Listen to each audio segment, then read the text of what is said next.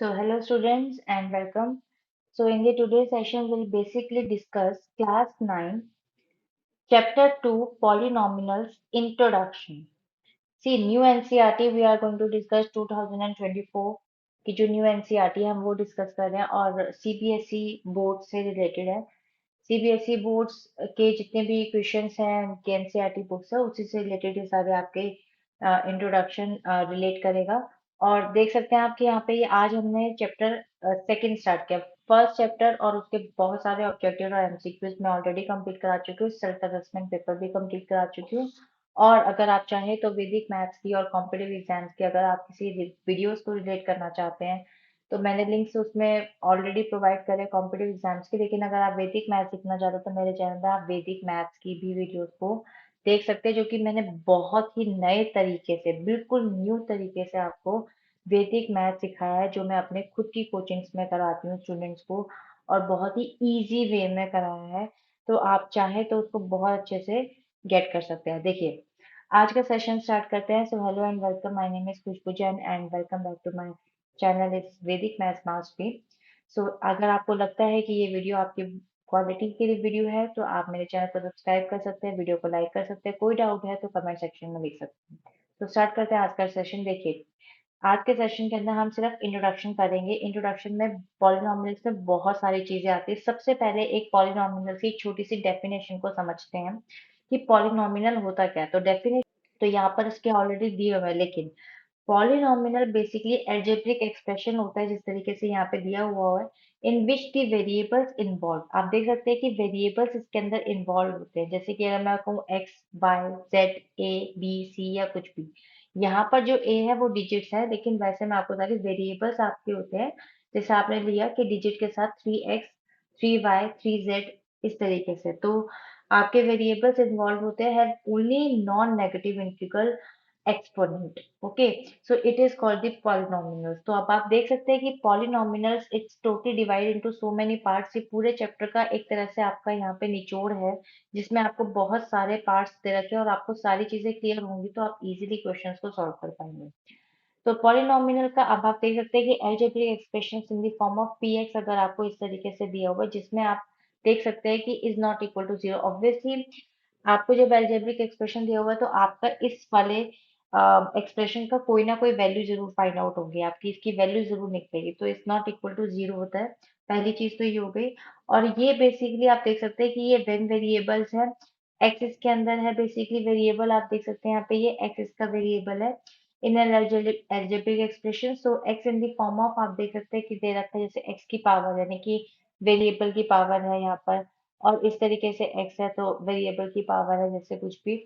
और यहाँ पर भी x है तो वेरिएबल की पावर है। यहाँ पे x की पावर जीरो है तो लॉ ऑफ एक्सपोनेंट कहता है कि whenever the exponent is zero so you will take as a one। तो x की जीरो होगा तो वन ले लेंगे उसको। तो ये बेसिकली आपके ये है। और जो आपका यहाँ पे ये दे रखा है ए एन है, जैसे यहाँ पे आपका ए वन हो गया, जैसे मान लीजिए ये रहा ए वन है आपका, ठीक है। तो ये बेसिकली आपके क्या है, रियल नंबर्स हैं। रैशनल और इरेशनल नंबर्स आते हैं, वो दोनों का कंबाइंड होता है और फिर रियल नंबर बनता है आपका। तो इसमें अब आप देख सकते हैं कि आपको कोफिशिएंट्स भी दिए हुए हैं। कोफिशिएंट जैसे ये एक्स जीरो हो गया, एक्स वन हो गया, एक्स टू हो गया और एक्स एन तक लेकर आप इसको, तो ये सारे डिग्री ऑफ पॉलिनोमिनल्स हो गए।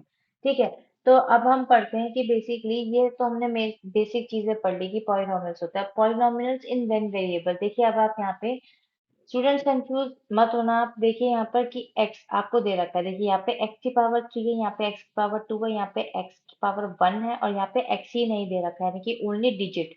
तो a b और c और d ये सारी डिजिट्स है और ये x जो है ये वेरिएबल है, तभी इसने बोला है कि वन वेरिएबल। आप देख सकते हैं कि सभी डिजिट्स के साथ सिर्फ x दिया हुआ है, किसी के साथ भी y नहीं है। अगर यहाँ y होता तो मैं बोलती कि पॉलिनोमियल इन टू वेरिएबल्स। तो यहाँ पे सिर्फ x कितनी बार भी क्यों ना हो, लेकिन है तो सिर्फ एक ही वेरिएबल x की ना।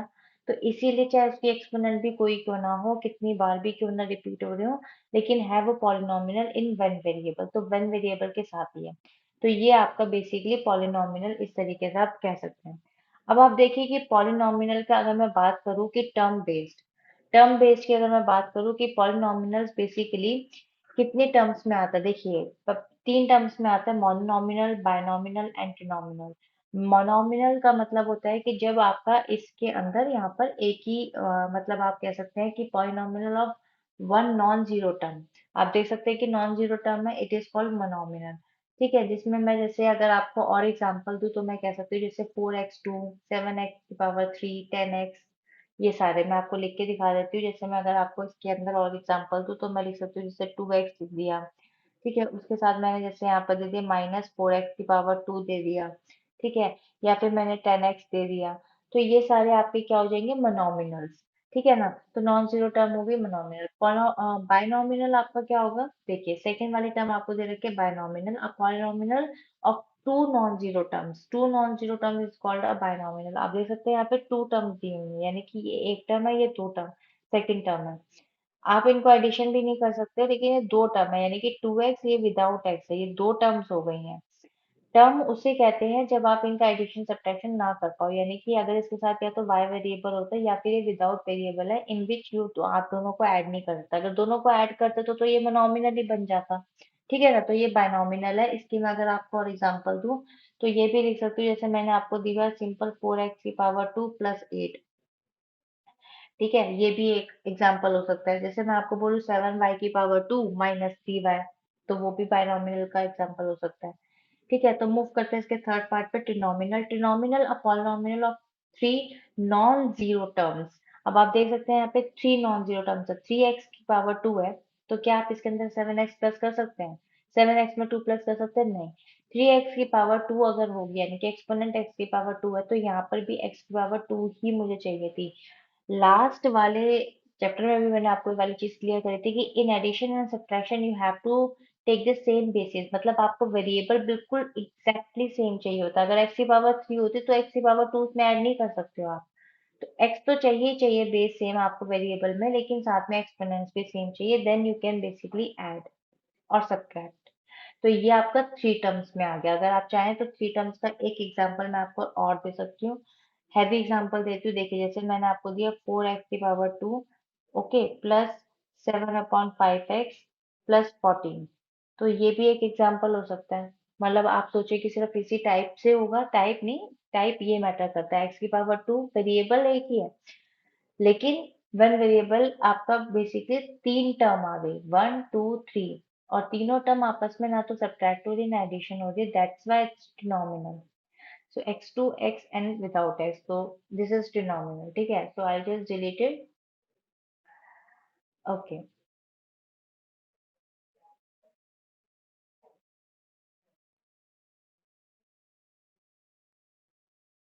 okay, so now see, the question is next is types। See the degree based types. Types में टर्म बेस्ड पढ़ लिया हमने, अब डिग्री बेस्ड आता है। डिग्री बेस्ड में तीन टाइप की आती हैं डिग्रीज, जिसमें आप पढ़ेंगे जैसे फर्स्ट आ गया लीनियर, सेकंड आ गया क्वाड्रेटिक, एंड थर्ड आ गया आपका cubic. It's a very easy. Linear का मतलब जो होता है वो होता है कि आप polynomial of a degree 1 is called a linear polynomial. It is expressed in the form of like, जैसे इसमें दे रखा है।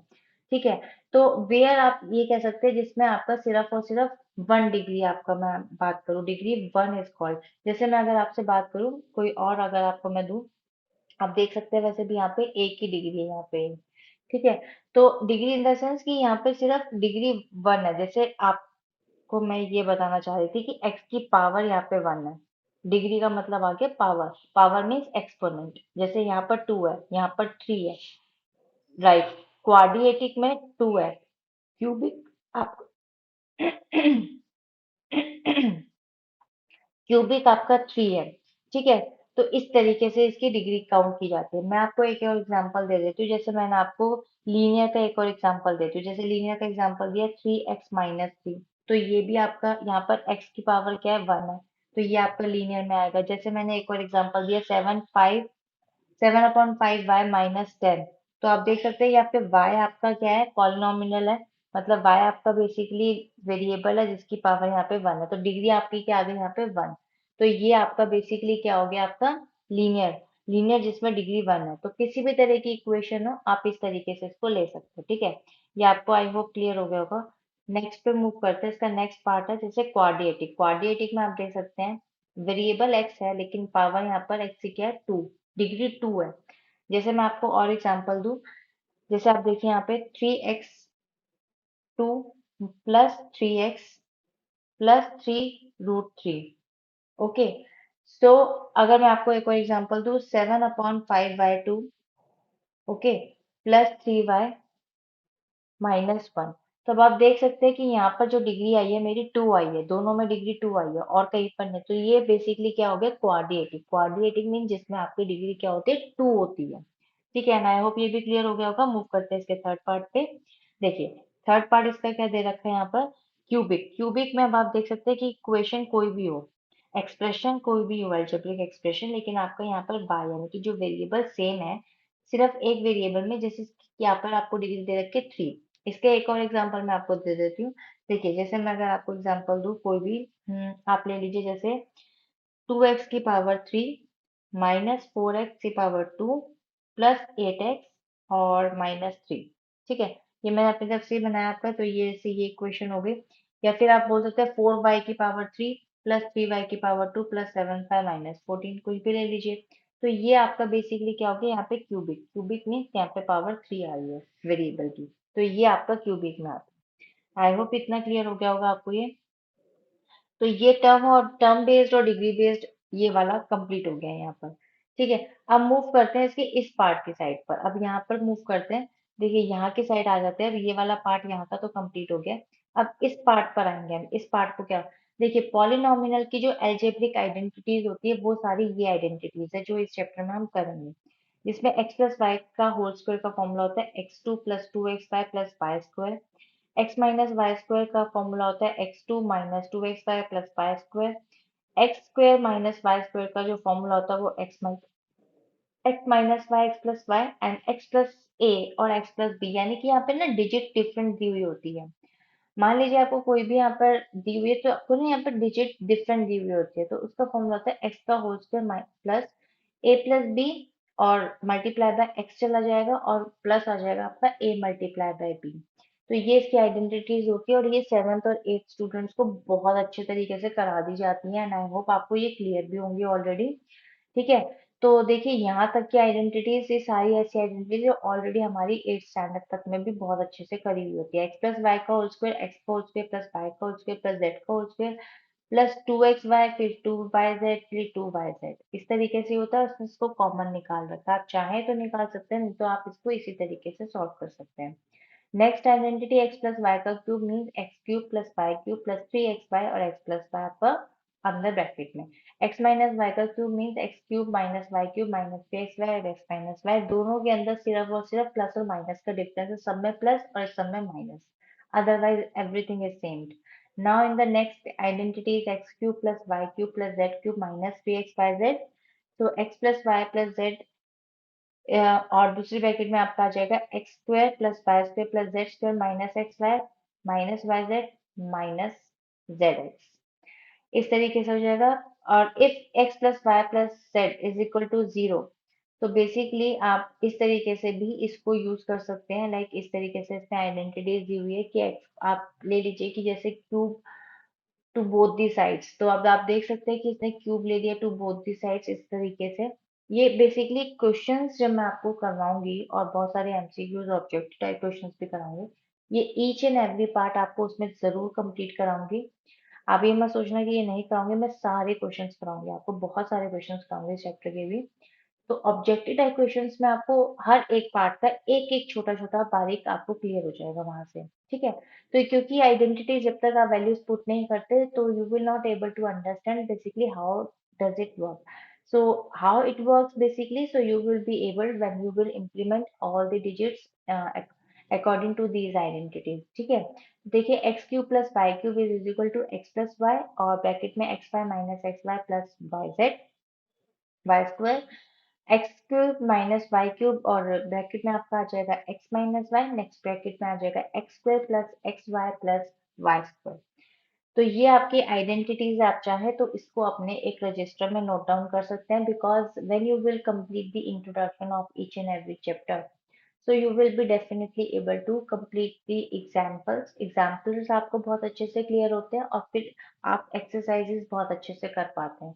तो ये इसका एक पर्पस होता है इंट्रोडक्शन का। तो देखिए पॉलिनॉमियल्स में बहुत इंपॉर्टेंट तीन चीजें मैं आपको डिस्कस करूंगी यहाँ पे। जैसे एक रहती है फैक्टर थ्योरम, एक होती है आपकी रिमाइंडर थ्योरम, ठीक है, और एक आपका टॉपिक होता है zero of polynomials, which is very important. Theorems में दो थ्योरम्स है, फैक्टर थ्योरम और रिमाइंडर थ्योरम। देखिए वैसे तो ये क्वेश्चन जब आप सॉल्व करेंगे तभी आपको क्लियर होगा कि ये बेसिकली किस तरीके से ये थ्योरम्स जो हैं वो काम करती हैं।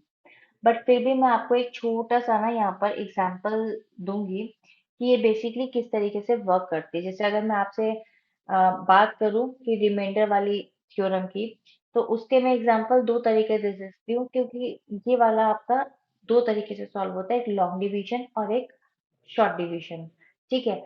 दोनों में ही आंसर्स आपके सेम आएंगे। अब जैसे आपका ये फैक्टर थ्योरम है, फर्स्ट ले लेते हैं। If P or px is a polynomial of a degree and is basically greater than 1, so x and a real number। आपने देखा फर्स्ट इक्वेशन है, जैसे x minus a is a factor of px and then pa is equal to 0। देखिए and if pa is equal to 0 then x minus a is a factor of px। अब basically आपको factors पता होंगे और नहीं भी पता होंगे, तो इसके जब मैं क्वेश्चंस आपको करवाऊंगी तो आपको ये बहुत अच्छे से क्लियर हो जाएगा कि basically how you make factors, और किस तरीके से ये थ्योरम जो है आपकी अ, बनती है। फैक्टर ऑफ थ्योरम ये, क्योंकि थोड़ा सा ये एक ऐसा टॉपिक है, ये दोनों टॉपिक जो थोड़े से बड़े हैं, जिसको मैं यहाँ क्लियर नहीं करा पाऊंगी आपको, लेकिन हाँ क्वेश्चंस के साथ मैं जरूर कंप्लीट कराऊंगी आपको। तो आगे आने वाले टाइम में जीरो ऑफ पॉलिनॉमियल्स के भी बहुत सारे क्वेश्चंस है मेरे पास, मैं डेफिनेटली आपको कराऊंगी और इसके हर टॉपिक को कंप्लीट कराऊंगी। रिमाइंडर थ्योरम का मैं आपको एक बार ही थोड़ा सा रफ आइडिया दे देती हूँ। देखिए रिमाइंडर लॉन्ग डिवीजन को करने का जो तरीका है वो देखिए, जैसे मैंने अगर आपको क्वेश्चन दिया A4, उसके बाद मैंने दिया A3 माइनस टू ए स्क्वायर, राइट, और उसके बाद मैंने लिखा आपका यहाँ पे A और प्लस वन। अब आपको इसको डिवाइड करना है, ठीक है। डिवाइड करना है, किससे डिवाइड करना है, ए प्लस वन से, ठीक है। अब ए प्लस वन से करना है, तो इसके लिए क्या करते हैं, जैसे मैं आपको बोलूँ कि ए को मैं किससे मल्टीप्लाई करूँ कि मेरे पास यहाँ पर A4 आ जाए, तो मैं ए को 3 से मल्टीप्लाई करूंगी। तो आंसर में मैं यहाँ लिख दूंगी जैसे A3, तो ये A4 बन जाएगा, क्योंकि ऑलरेडी एक ए मेरे पास है, ठीक है। और यहाँ पर जैसे मान लीजिए माइनस है, आप चलो माइनस लेके चल दीजिए, तो जैसे प्लस माइनस माइनस हो गया, और A3 को मैंने 1 से मल्टीप्लाई किया तो यहाँ पर आ गया A3, ठीक है। इस तरीके से तो देखिए आप यहाँ पर ये, यहाँ पे जब भी प्लस होता तो माइनस बन जाता है, और ये माइनस होता तो प्लस बन जाता, तो ये कट हो गया और ये एडिशन हो जाता, तो ये हो गया आपका 2a की पावर 3, ठीक है। ये हो गया आपका 2a की पावर 3। इसी तरीके से एक डिजिट में उतार लूंगी यहाँ पे -2a²। देखिए अभी आपको यहाँ पे शायद क्लियर ना हो पाए, क्योंकि ये पूरा नहीं आ पाएगा, मैं फिर भी आपको थोड़ा सा बता देती हूँ रफ आइडिया। अब ए को मैं किससे मल्टीप्लाई करूँ कि A3 आ जाए, तो मैं आपको यहाँ पे लिखूंगी यहाँ पे +2 और साथ में लिखूंगी A², ठीक है। तो ये हो जाएगा आपका यहाँ पे 2a3, और इसी तरीके से प्लस माइनस माइनस हो गया और 2a² आपका यहाँ पर आंसर आ गया। अब आप देख सकते हैं कि जब भी होता है तो यहाँ पे साइन चेंज कर देते हैं इसके हमेशा, तो ये तो आपका कट गया, और ये आपका यहाँ पे प्लस माइनस वाला ये भी आपका कट गया। उस केस में मैं ए को यहाँ नीचे ले आऊंगी। जब ए नीचे लेकर के आऊंगी तो अब आप देख सकते हैं कि ए ऑलरेडी मेरे पास यहाँ पर है और ए भी मेरे पास यहाँ पर है, मतलब मैं ऐसी कोई डिजिट नहीं ले सकती कि मैं करूँ, सेम चीज मुझे मिल गई है, तो मैं क्या करूंगी उस केस में, मैं यहाँ लिख दूंगी +1, +1। तो 1 से मल्टीप्लाई करूंगी तो ए ही आएगा, ठीक है। और एट अ टाइम मैं यहाँ पर 1 भी उतार सकती हूँ, तो 1 भी मैं क्योंकि उतारूंगी साथ में +1, तो अब आप देख सकते हैं कि ये 1 से मल्टीप्लाई हुआ तो प्लस माइनस माइनस और 1, तो यहाँ पे साइन चेंज हो गए और ये कट गया और मेरा आंसर आ गया यहाँ पे 2, ठीक है। ये मेरा आंसर आ गया 2। तो देखिए मेरे पास क्वेश्चन भी आया, रिमाइंडर मेरे पास आया यहाँ पे 2। अब इसी सेम क्वेश्चन को, ये लॉन्ग डिवीजन था, अब इसी सेम क्वेश्चन को मैं आपको शॉर्ट डिवीजन से करके दिखाती हूँ। तो देखिए शॉर्ट डिवीजन से जब मैं इसको करूंगी, तो क्योंकि आपका रिमाइंडर यहाँ 2 आया था, तो इसका रिमाइंडर भी आपका 2 ही आना चाहिए। तो चेक कर लेते हैं एक बारी कि क्या उसका रिमाइंडर भी यहाँ पे 2 ही आएगा, क्या वैल्यू क्या आती है हमारी। देखिए आपका जो क्वेश्चन था वो था a की पावर 4 और +a की power 3 -2a² plus a plus one. अब आपको क्या करना है, यहाँ पर ए की minus one is equal to zero था, तो आपका ए की जो वैल्यू बनेगी जीरो प्लस वन हो जाएगा इधर आकर के, तो वन वैल्यू हो जाएगी आप। तो आप वैल्यू पुट कर लीजिए, वन की पावर फोर हो गया प्लस वन की पावर थ्री हो गया माइनस टू इंटू वन की पावर थ्री टू हो गया प्लस वन हो गया प्लस वन हो गया। ठीक है, अब आप देखिए यहाँ पर वन प्लस वन क्यूब करोगे तब भी वन ही आएगा, और उसके बाद मल्टीप्लाई टू इंटू वन, तो टू वन रख लीजिए आप ऐसे, प्लस वन आपका हो जाएगा टू। उसके बाद ये हो गया आपका यहाँ पे one plus one two minus two into one two plus two. अब आप देखिए ये तो एक कट जाएंगे प्लस और माइनस वाले, आंसर क्या आपका बचा यहाँ पे रिमाइंडर में, मतलब वैल्यू में टू। तो ये भी आपका रिमाइंडर यहाँ बचा टू, वहां पे भी रिमाइंडर टू, तो this is the short method और वो आपका लॉन्ग मेथड था डिवीजन का। तो इस तरीके से क्वेश्चन को सॉल्व करते हैं, क्योंकि यहाँ स्पेस की प्रॉब्लम है, ये सिर्फ इंट्रोडक्शन चैप्टर है, इंट्रोडक्शन सेशन है, तो इंट्रोडक्शन सेशन में मैं आपको हर एक का तो क्वेश्चन नहीं अभी बता सकती, जैसे सारी आइडेंटिटीज आपने यहाँ देखी, तो हर एक आइडेंटिटी के क्वेश्चंस मैं आपको अभी सेशंस में करवाऊंगी। तो इस तरीके से बेसिकली रिमाइंडर थ्योरम वर्क करती है। ठीक है, इस तरीके से ये इसका दिया हुआ जो आपने छोटे बचपन में ही पढ़ा होगा फोर्थ फिफ्थ स्टैंडर्ड में, इस तरीके से वेरीफाई करते हैं। और नेक्स्ट आपका एक और टॉपिक आता है zero of polynomials, which is very important. Zero of polynomials क्या होता है? Zero is also known as zero polynomial and the degree of zero polynomials is not defined. Means अगर मैं बात करूँ कि जीरो ऑफ पॉलिनोमियल्स में, तो इसमें कुछ केसेस आते हैं, इसमें कुछ केसेस आते हैं जो कि जैसे इसने यहाँ दिया हुआ है, तो कुछ मैं आपको केसेस बताती हूँ। जैसे जीरो में भी zero as a of a polynomial हो सकता है। जीरो पहली बात तो every linear polynomial is in one variable has a unique zero of polynomial, आप देख सकते हैं ये वाला जीरो ही होती है यहाँ पे, मतलब लीनियर पॉलिनोमियल वन वेरिएबल होता है, ऐसा unique zero of a polynomial. A non-zero constant polynomial has no zero of a polynomial। मतलब जो नॉन जीरो कांस्टेंट पॉलिनोमियल्स होते हैं, आपके कांस्टेंट पॉलिनोमियल्स आपको आई थिंक पता होंगे कि जैसे फोर हो गया माइनस सेवन अपॉन फाइव हो गया या थ्री अपॉन फोर हो गया, ये सारे कांस्टेंट पॉलिनोमियल्स में आते हैं जिसकी डिग्री जीरो होती है बेसिकली। ठीक है, तो डिग्री जीरो होती है, यानी कि कोई वेरिएबल नहीं होगा तो डिग्री जीरो ही होगी उसकी। ठीक है, तो non zero constant polynomial has no zero of a polynomial, every real number is a zero of a zero polynomial and maximum number of zeros of a polynomial is equal to its degree. तो ये सारे equations के questions मैं आपको जरूर करवाऊंगी MCQs में और objective questions में, बट यहाँ पे सारा पार्ट क्लियर करना मुश्किल है, बट आई होप इतना आपको क्लियर हुआ होगा कि किस तरीके से इसकी इंट्रोडक्शन में कितनी कितनी चीजें आएंगी। बट फिर भी आप देख सकते हैं यहाँ पे कि number of satisfied the equation, जो ऐसा नंबर जो कि सेटिस्फाइड करता है। अब मैं आपको कहूँ कि x इक्वल्स टू पावर हमेशा जीरो ही आएगी, ऐसा नहीं होता कि उसकी वैल्यू जीरो आएगी तो ही वो बेसिकली आपका सेटिस्फाइड कर रहा है, इसीलिए मैं इसके बहुत सारे क्वेश्चंस आपको करवाऊंगी। तो आप देख सकते हैं जैसे टू एक्स प्लस वन है, तो अब आप देख सकते हैं कि x की पावर निकालने के लिए आप क्या करेंगे, जब वन को इधर लेकर के आएंगे तो जीरो माइनस वन हो जाता है। लाइक दिस मैं आपको करके दिखा देती हूँ। टू एक्स प्लस वन है आपका और इज इक्वल टू जीरो है, तो सबसे पहले आप वन को उधर ले जाएंगे तो माइनस वन हो गया, two x equals to minus one, x equals to minus one upon two, तो यही आपकी वैल्यू यहाँ नीचे आ रही है। तो अब आप देख सकते हैं minus one is a zero of the polynomial, right. अब आप मैंने अभी आपको बताया कांस्टेंट नंबर जैसे इस तरीके से, तो उसमें वो जीरो पॉलिनोमियल होता है, तो यही सब चीजें हो गई। बट ऐसा नहीं होता कि इसकी वैल्यू यही है, और भी बहुत सारी चीजें जिसमें जीरो ही आएगी तो वो पॉलिनोमियल में आता है। ठीक है ना, बट अगर मैं बात करूँ कि one is a zero of a polynomial but minus one is not, minus one is not, ठीक है, तो वो कैसे होंगे, वो सब क्वेश्चन के साथ ही आप क्वेश्चन को सॉल्व करेंगे तब पता लग जाएगा आपको। ठीक है, and this now this is complete basically. ये आपका इंट्रोडक्शन जो है पॉलिनोमियल्स का ये कंप्लीट हो गया है। आपको इसके मैं क्वेश्चंस करवाऊंगी बहुत सारे, तब आपको क्लियर होकर चले जाएंगे। So I hope इतना आपको क्लियर हो गया होगा। If there is any doubt, you can write in the comment section. And if you think that this is really very good video for you, so you can like the video and subscribe my channel.